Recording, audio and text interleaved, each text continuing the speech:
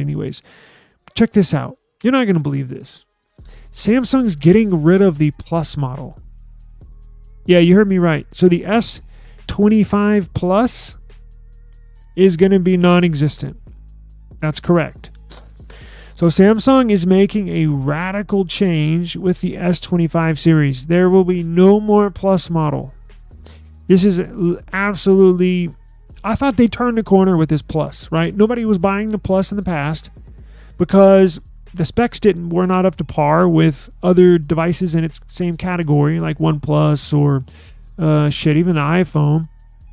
Because they would stick with 8 gigs of RAM and not a really good screen, and it just not really up to par. This year, they did not miss one single. Everything is top-notch hardware in there. I thought they turned it around. I was like, wow. Well, moving from here on forward, this is going to be one of the device. This is going to be the device to get. Specking it out. And now we get word that they're deleting this SKU, this model. I don't know why. And again, the previous years, the Plus model didn't sell well because of, my opinion, it was kind of stuck in the middle child. But they didn't give you any reason to buy it, right? Because, again, the specs were low. This year, again, I thought they'd turn the corner, spec'd it out. Moving forward, they're going to sell a ton of these. I guess I was wrong. I don't know. So Samsung's plans for the next S25 series are slowly taking place. Again, as we get closer, we get a little more information here, a little more information there. And we kind of know what the device is going to look like before it's launched, right? And the S25 Ultra, we know now it's going to have a different camera setup on the back, and it's going to have a rounded design. So the S25 Ultra, this is the 24, the S25 Ultra is going to be rounded. See how squared that is? It's essentially going to look like the S24 Plus. Now, I have a reason why I think they're doing this. So it's going to essentially look like the S24 Plus this year. Now, the S25 Ultra, again, will look like the S24 Plus, but with an S Pen. So I think the reason why they're not going to sell the S25 Plus is because essentially the S25 Plus and the S25 Ultra are going to be the same device. One's going to come with an S Pen, one's not. So how could Samsung, the S25, if they were going to continue it, brand new, what did it start out at? $1,000 for the S24 Plus? And then the S24 Ultra, $1,300. So if they basically made it look identical, just the only thing missing really was an S Pen, how could Samsung ask for the S25 Plus at $1,000 and the S25 Ultra at $1,300? Essentially means that S Pen is worth $300, right? Because that would be the difference. Again, there is that 200 megapixel sensor, but again, it's rarely used. It just is. Only when you're taking shots of the moon, right? That's when you use it. I think that's why they're doing this. That's the only thing I've been sitting on this for a couple hours. That's the only thing I can think of. If I'm wrong or if you have a different theory, please let me know. It's a shame, but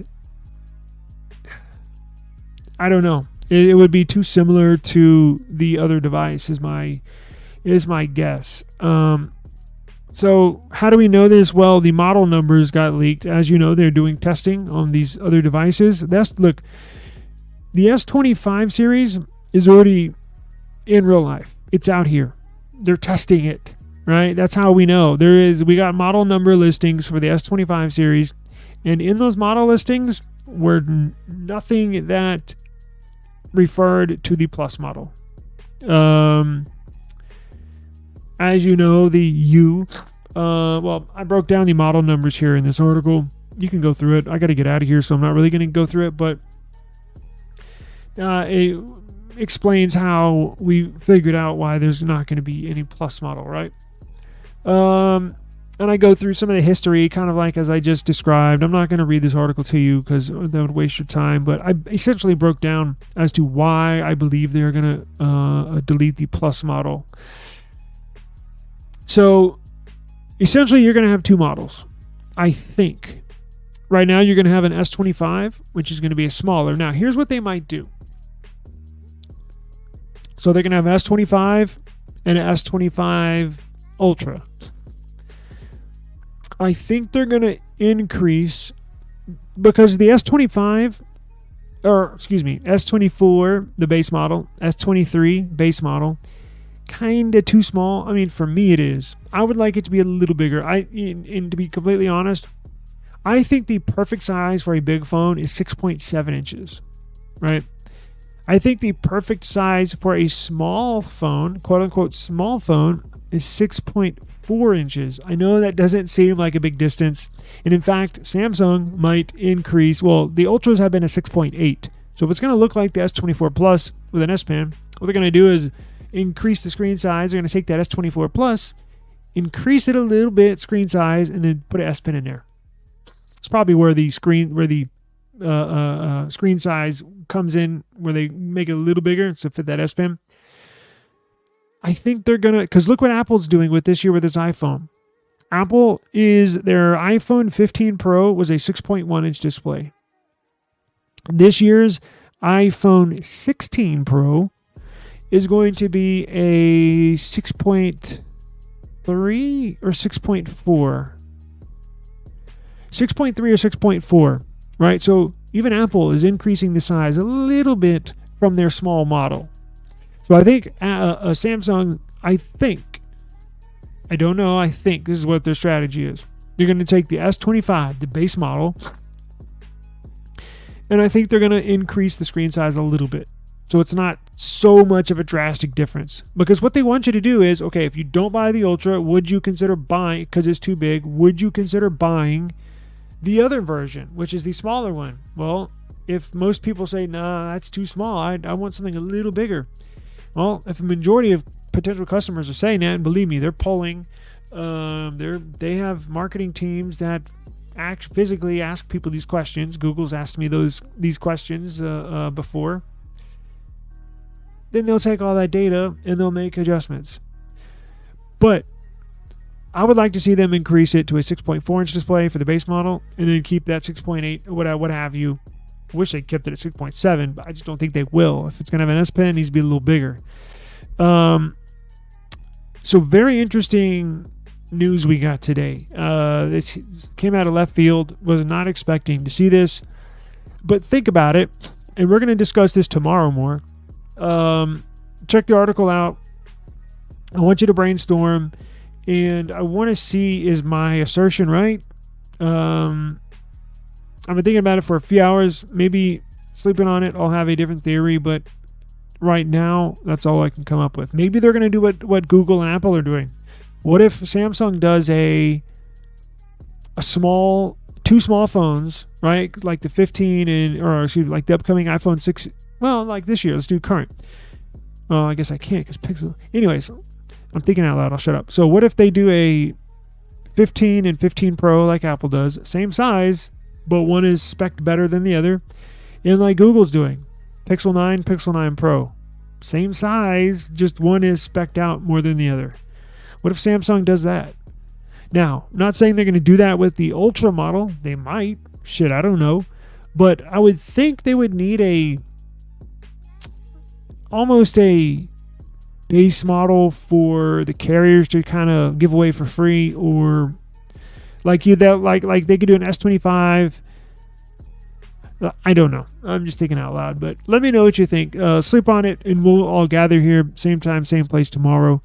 I'm going to go back and look at those model numbers. I actually have pictures, so maybe I'll do that tomorrow. We'll go through the pictures, because I was thinking, what if they do a S25?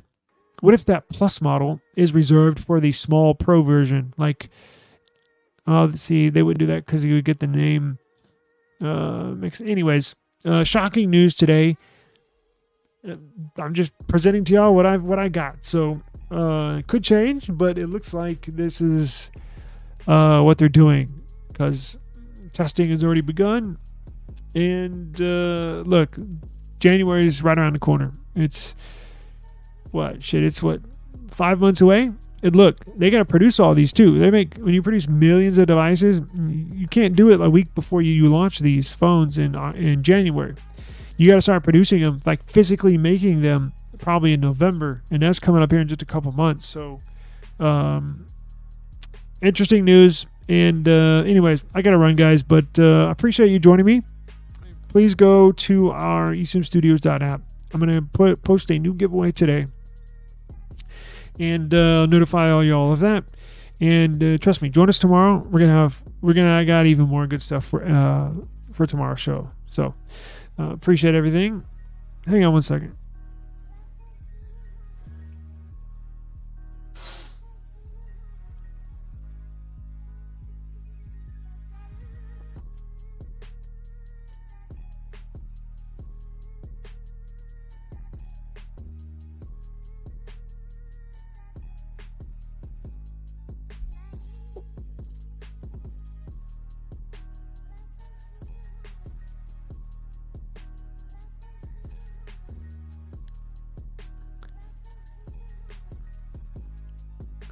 So,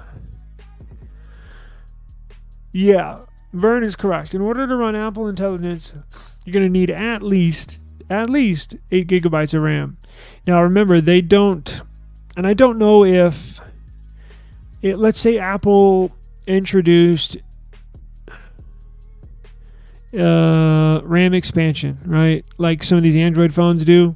The phone comes with 12 gigs of onboard RAM soldered to the motherboard, to the logic board. But what if they offer, out of the 256 gigs of storage, what if they offer another 8 gigs of expandable RAM? I don't know if Apple is interested in doing that. I don't know. Now, that's an easier way. It's a cheaper way of expanding your RAM because you don't have to physically put another 8 gigabyte stick of RAM onto the motherboard. You can just transfer it over from the internal storage. Now, you're going to have fast UFS storage or whatever they use to transfer that memory over. But you could see that. That's a possibility. I don't know. I haven't got any word if they're going to do that. I might look into that tonight to see if I can find anything. I'm sure that's been a topic of discussion in boardroom meetings. All iPhone 16s will use A18 because the A17 Pro is built on TSMC's N3B node, whereas the A18 is built on the N3E node, which is what we discussed in the Tensor story. I think you might have joined us. I don't know if you were there earlier in the show. We discussed Google Tensor's G5 CPU. Is a go. They finished testing, they finished design, R&D, everything. It's a go. So basically they're sending their schematics to TSMC for them to produce it. And it's on the new N3E node. So yes, I'm sure Apple's gonna request I'm sure the new Apple silicone is in 3E node. And then Vern says, TSMC made the N3B node specifically for Apple when N3E was late and they wanted a 3 nanometer chip.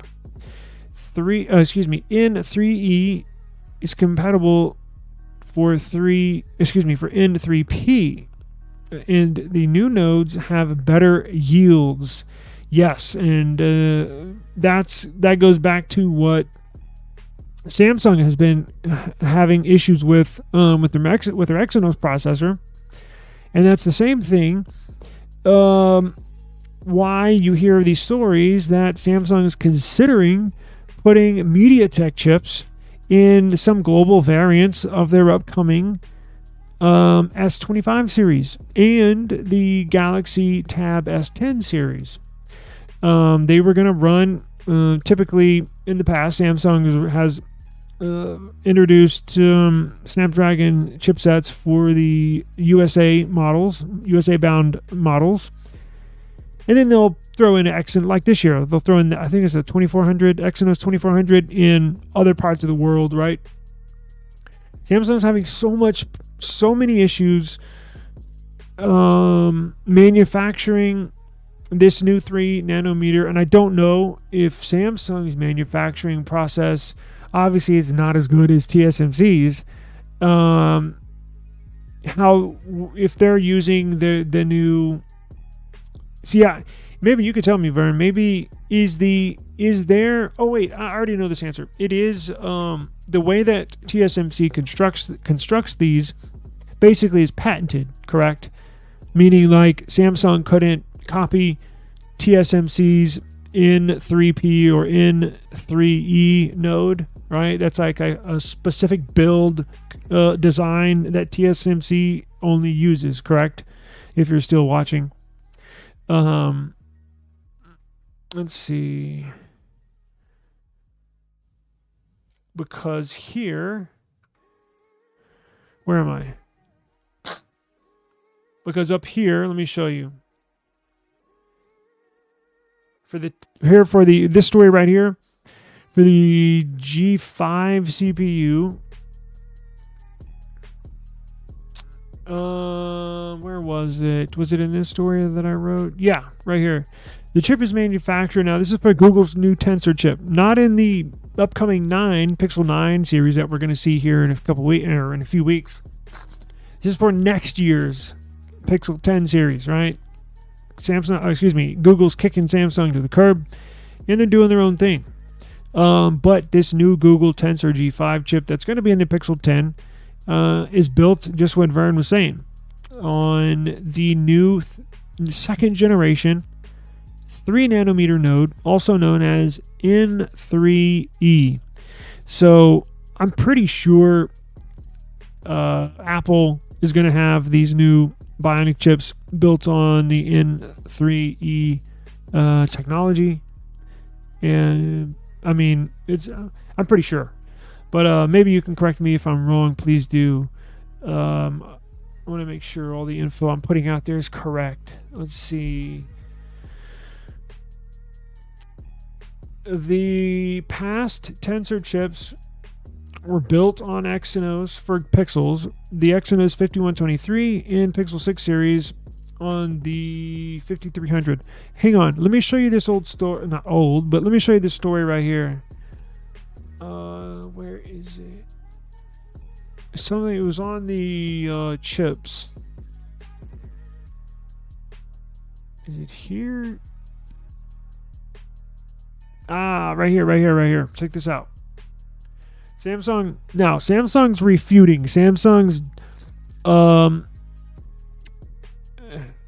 They're basically saying, oh, the story's not true. But where there's smoke, there's fire, right? So if this was not true, remember how I told y'all Samsung was having issues manufacturing this new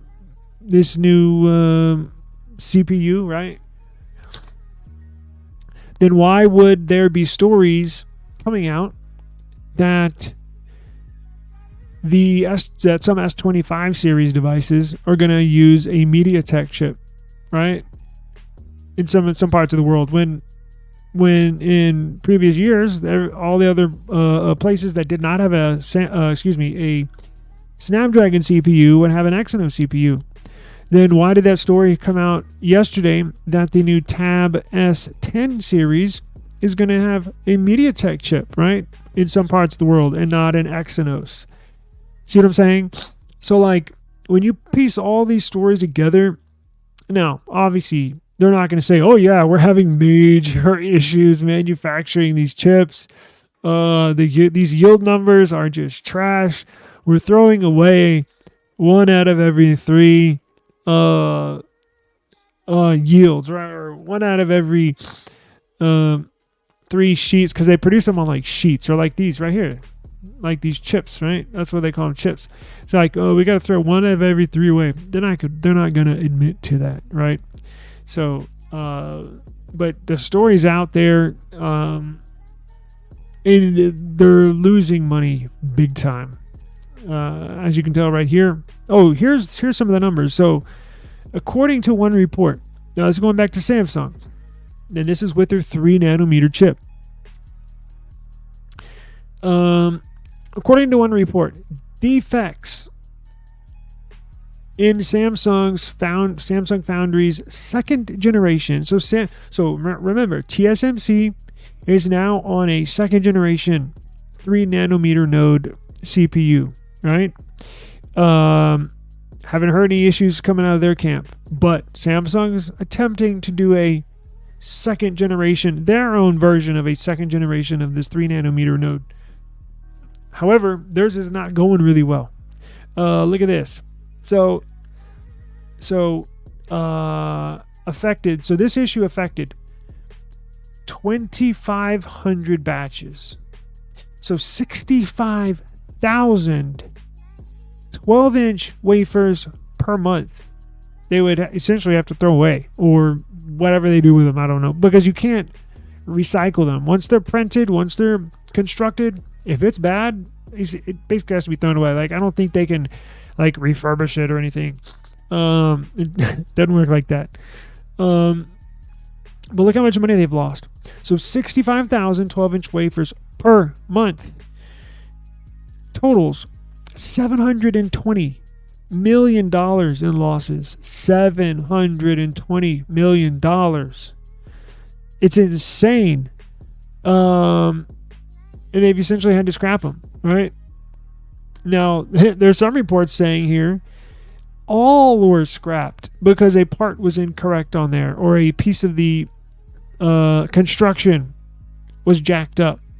I mean, if that does not cost somebody their job, I don't know what will.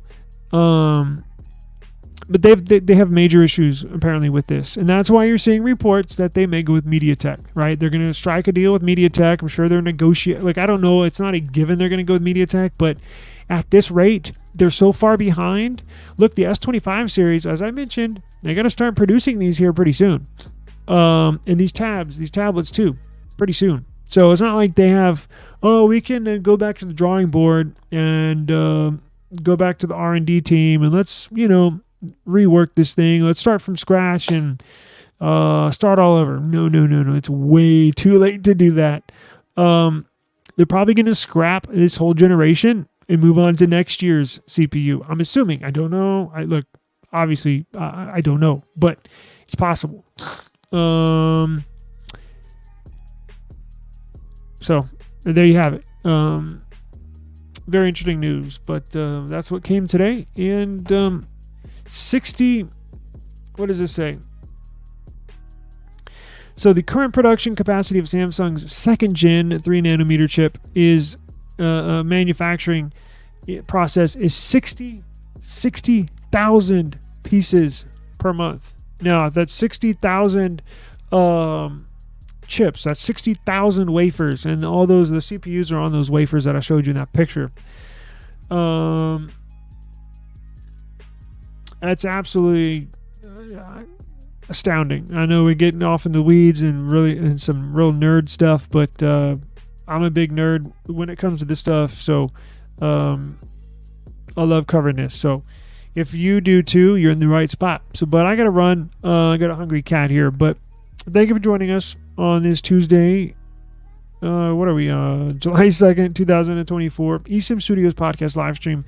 Episode number 136. Please join us for episode number 137 tomorrow. Same time, same place.